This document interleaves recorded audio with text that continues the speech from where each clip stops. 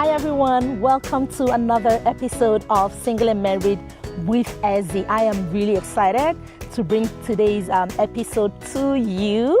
My name is Ezzy Odimoko. I'm a pastor's wife, I'm a mom of three, I'm a daughter, I'm an aunt, I'm a sister, and I absolutely enjoy talking about relationships and marriage, all right? So I use this show, Single and Married, to share tips, practical tips that can help you in your relationship and in your marriage. So I hope that you do find it helpful. If you like it, don't forget to subscribe to my YouTube channel and like the Facebook pages, Instagram, so that you will get notifications whenever I go online. And you can go back and just watch the previous episodes. They are all things that will help you.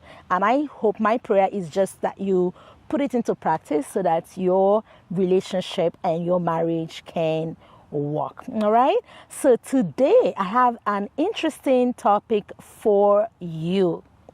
We're going to talk about conflict resolution. We're going to share a few tips to help you to resolve conflict.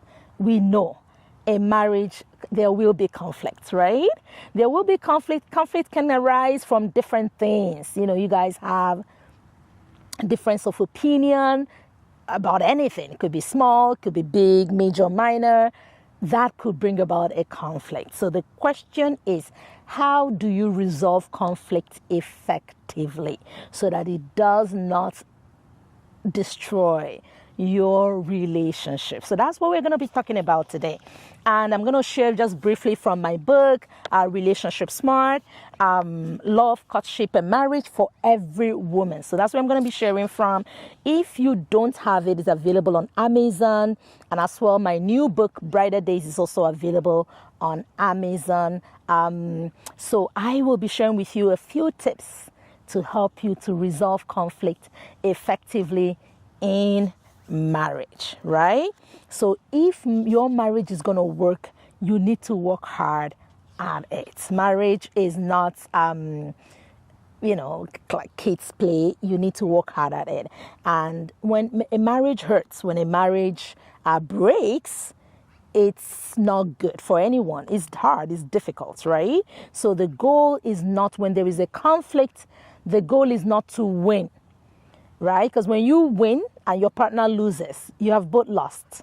The goal is for both of you to win, and both of you win when you learn the beauty and the art of resolving your conflict effectively.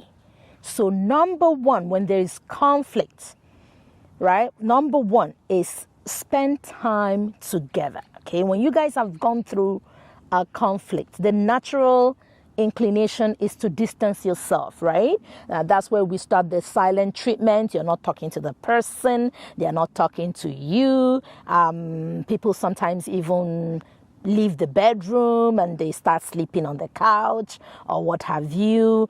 And the natural tendency or the desire is to separate, but that's even when you need to make sure you stay in that space, right? So when I say that space, don't leave the bedroom if you guys already share a room together.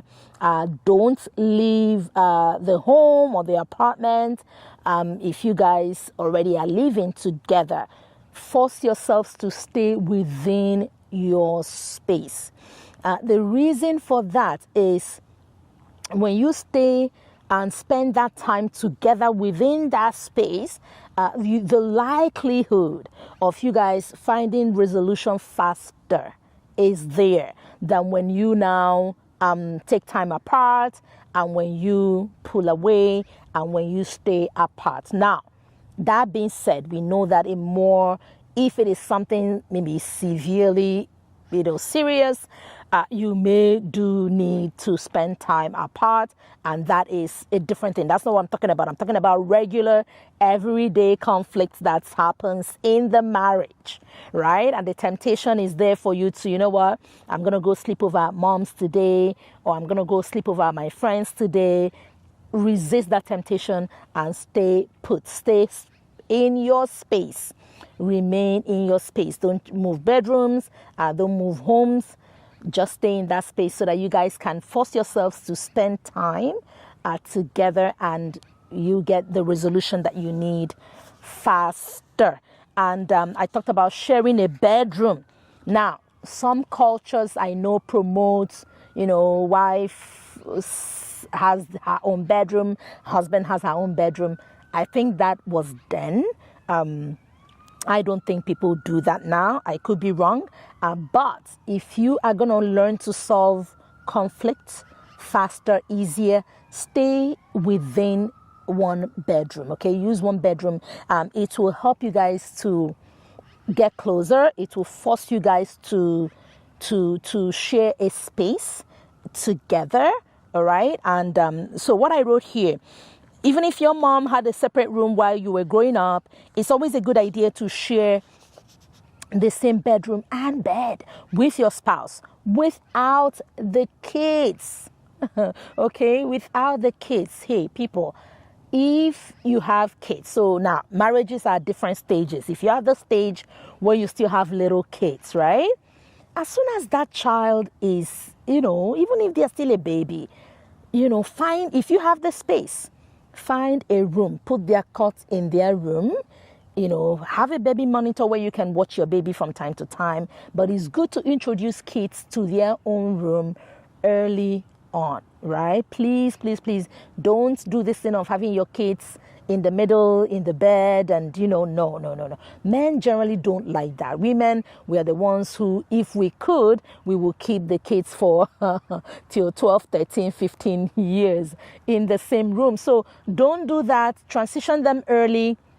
If you need help, talk with your spouse. You guys find a way to transition your kids early on so that they can stay in their separate rooms and not have to share that bedroom with you, so that you guys can have your separate place where you can be yourself, where you are forced to really reconnect with each other.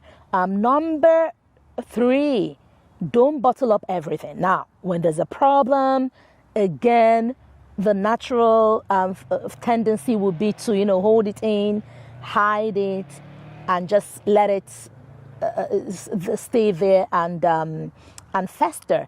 Don't do that. Avoid bottling up things, because when you bottle things up, what happens is eventually they will come out, right? And when it comes out, it's not going to be pretty, because everything that's been bottled up is going to come out like a volcano, and people are going to be very upset and, do things that you didn't think you would do, or say things you didn't think you would say, because you suppressed all that anger, all that emotion, and you never spoke. So avoid bottling up things and learn to speak. Right? Learn to share. Learn to, of course, find the right time to say, sweetheart or honey, this thing that you did at this time, I did not like it, right? And this is the reason why. This is how it made me feel. Avoid bottling up things, and that will help you. We're talking about resolving conflict, ways to effectively resolve conflict, everyday conflicts that happen in your marriage, in your home, in your relationship. Number 4, avoid the toxins. What do I mean by toxins? That means things. Now, when people fight in a marriage, right? When there's conflict, you want to be able to conflict in a way that you leave room for resolution. You want to be able to fight in such a way that there's still room to make up. When I say fight, I don't mean fist fight, but if it does get to that, God forbid, you still want to be able to resolve, find a way to come back.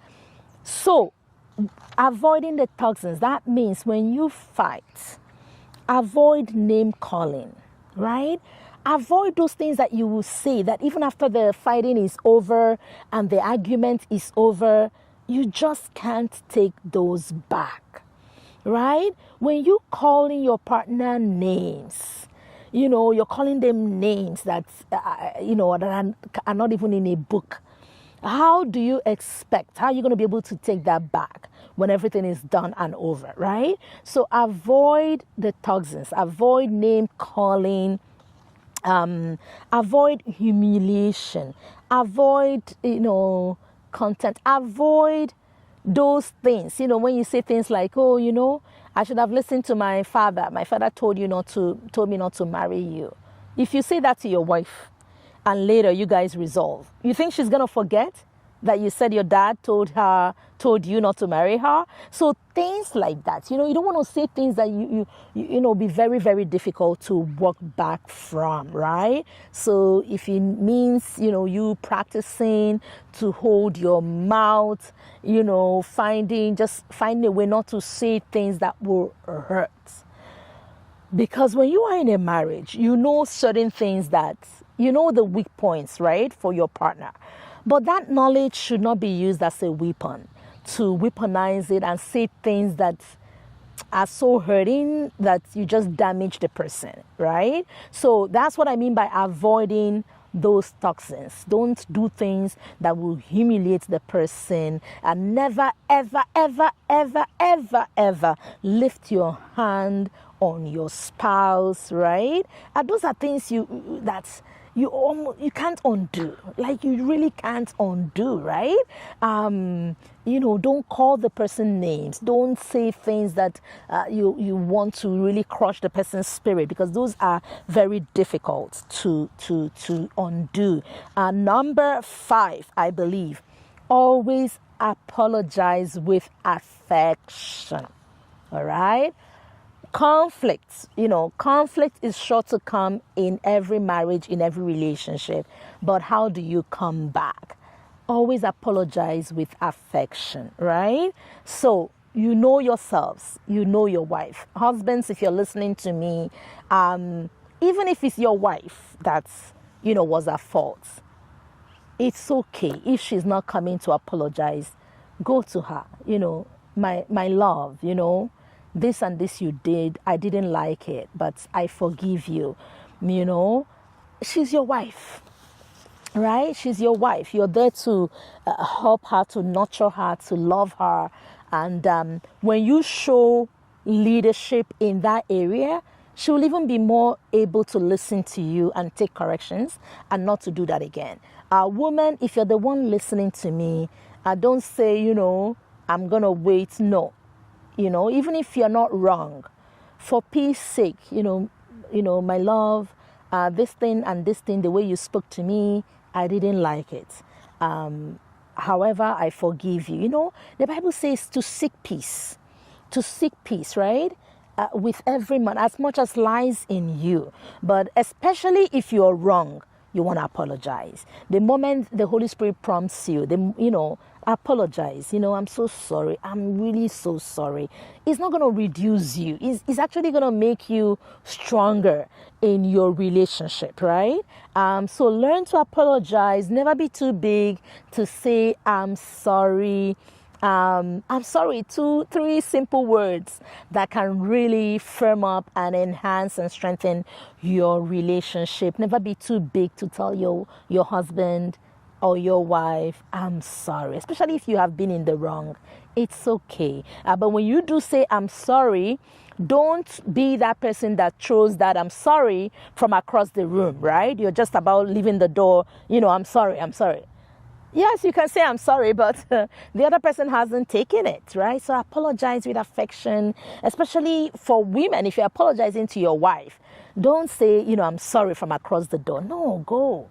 Hold her in your hands, I'm sorry, I'm sorry, I love you, I won't do this again, I'm sorry for hurting you. That apology will remain. That apology will be accepted, right? Better than just throwing it from across the room. If you're also apologizing to your husband, men's hearts are very soft. I hope your husband's heart is.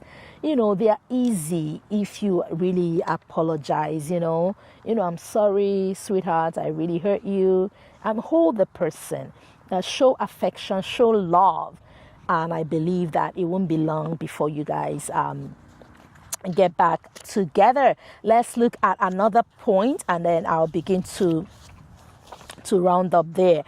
So again, personalize your apology. I am sorry, not just sorry, right? I am sorry. Be specific for how I spoke to you, for what I did, for how I stormed out of the house. Be specific about what you're sorry about, and make contacts. Okay, so that contact can be you taking your spouse's hand in yours, you looking them in the eye, you holding them, you hugging them, whatever that contact. So those are 3 ways that you can personalize that apology, right? Personalize it, take ownership. I am sorry, and be specific for what I said, for what I did, for what I did not do, right? And make contact. So do a hug, touch, whatever contact you want to make that will help you to apologize. Number 7, learn the art of forgiveness. Okay? God forgives us all the time. I can't even count. I don't know about you. I can't even count how many times I've needed God to forgive me. So that is something that, and his word clearly says, when we pray the Lord's Prayer, forgive us our trespasses as we forgive those who have trespassed against us. Those who have trespassed against you includes your spouse. So learn to forgive. That's something that you're always going to need in your marriage, right? To forgive, and God will give you the grace. Learn to forgive, and he will honestly give you the grace. The things that you think have hurt you so badly, when God gives you the grace, you look back, you can't even remember. It's so hard to dig it up and remember. So but it takes practice. So learn to forgive truly from your heart with the little things, right? And you forgive, you pray for the person, you verbalize it. I have forgiven you. Forgiveness is so powerful. It makes us Christ-like, Don't wait for your feelings, right? Make it a choice. I choose to forgive you. And God will help you, and your feelings will follow those choices. And with time, you may still remember, but with time, it won't have that deep feeling, stinging feeling that you have, right? When you think of what that person has done for you. We're talking about conflict resolution, how to resolve conflict effectively. Maintain privacy. Privacy is everything when it comes to conflict. When you guys quarrel, it's not for the whole world. It's not for all your friends. It's not for all your family members, right? When there are issues, the more people you bring into it, the more complex you're making your problem, right? So as a rule, problems should be dealt with those who have the ability to help you resolve it, or the person with whom you have the problem with. So if the problem is between you and your husband, why are you bringing in your friend? Why are you bringing in your auntie? Why are you bringing in your mommy, right? Is your mommy going to be able to solve it effectively for both of you? If so, great. But if not, why are you bringing her in, right? So deal with it with those who are in a position to help you guys resolve it effectively. Privacy is very, very, very important, right? When you are, no matter how tempting it is, and I read this from my book, you don't have to tell your friends, your mom, your sister, all that is going on between you and your spouse. This is necessary because when other people get involved, you violate that privacy in your marriage and your relationship, which sometimes will be detrimental to your marriage. It gives you an easy way out of a problem instead of making you have to deal with that problem. Also, it may ruin your relationship, your spouse's relationship with your family, right? Because now you guys will fix it, maybe in a week's time or in a couple of days. That problem is fixed between you and your spouse, right? But how are you going to go back and tell your mom to change her feelings about your spouse? Now she feels, oh, she's hurting my baby girl, or this woman is hurting my son, So when you bring in people, you make it complicated. Keep your privacy, right? And share with people who can help you. If you have mentors, spiritual mentors, people who are senior to you in ministry or in serving God, your pastors, your cell leaders, people like that who can be who can really help both of you, then you can share with them. Seek counsel. Now, when it comes to resolving conflict, it's not everything that you're going to be able to solve yourself, and it's okay to seek help when help can still be sought and when things can still be fixed, right? Seek counsel on time. Unfortunately, sometimes people want to seek counsel, but the other person doesn't want, right? When you hide it, and if it's something you can work together and fix alone, amazing, fantastic. But if you cannot fix it alone, both of you, then you have to seek help, and it's okay to seek help, right? And help is all around you, right? Spiritual, good spiritual, healthy spiritual, not the ones that will delve in and, want to take over your marriage. No. There are also licensed counselors. There are all kinds of professionals out there who can help you. If you mean business, you want to work on your marriage, there are people who can help you. There are resources for you. And then finally, to resolve conflict, pray together. Always pray together. I can't even tell you how important prayer is when it comes to resolving conflict. Learn to pray together. Don't make it complicated. Spend time. 5 minutes, 10 minutes, 15. Learn to spend time together praying, and it will help strengthen your marriage. It will help you guys learn to take your problems to God, and it will help you guys solve problems faster. So I hope that these few tips will help you put it into practice. Don't wait. Something is not right. You guys are not talking right now. Don't use a silent treatment. Don't walk away. Don't take the easy way out, take off, go stay with your auntie or your sister, or go back to your mom's house. No. Stay put, stay there, share the same space.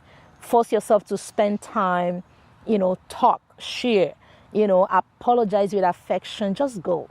Hug that person. Remember the sacrifices you guys have made. Remember the journey so far, how far you guys have come.